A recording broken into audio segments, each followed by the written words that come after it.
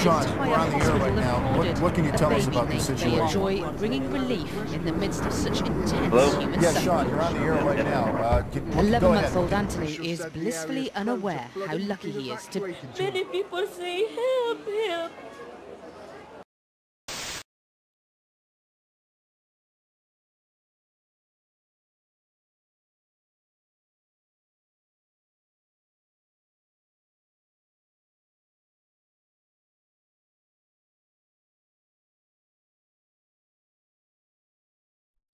Ano nga ba ang overpopulation? Ang overpopulation ay hindi nasusukat kung gaano kadami ang friends sa Facebook o kaya kung gaano kadami ang tao sa kalsada, tirahan ng gawasiyero, maraming bata, ang pagkakalbo ni kuya, maraming sasakyan, bus, jeep, maraming buti sa health center at kung ano-ano pa.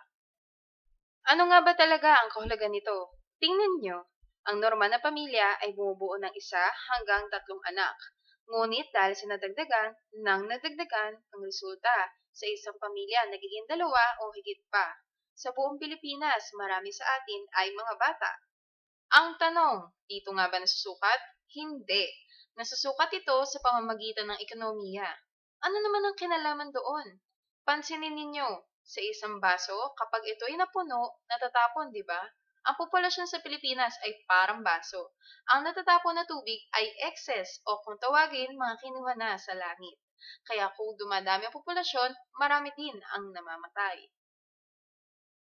Totoo po ba na ang Pilipinas ay overpopulation? Hindi po. Halimbawa, sa buong Pilipinas, maraming Juan ang nakatira sa mga regional state. Pero sa natirang 17 isla, halos 1 o 3 Juan lang ang nakatira. Bakit?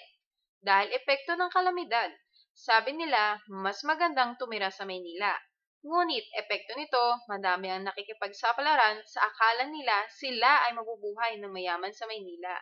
Pero hindi, kaya dito nagsisimula ang patong-patong ng problema. At isa dyan ang overpopulation.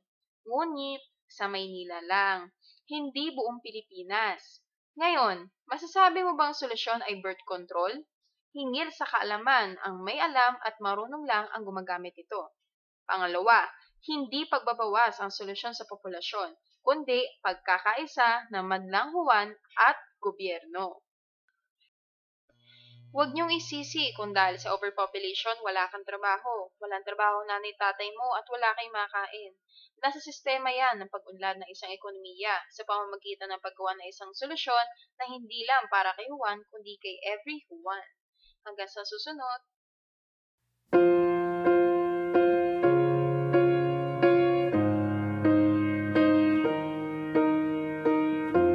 What would I do without your smart mouth, drawing me in?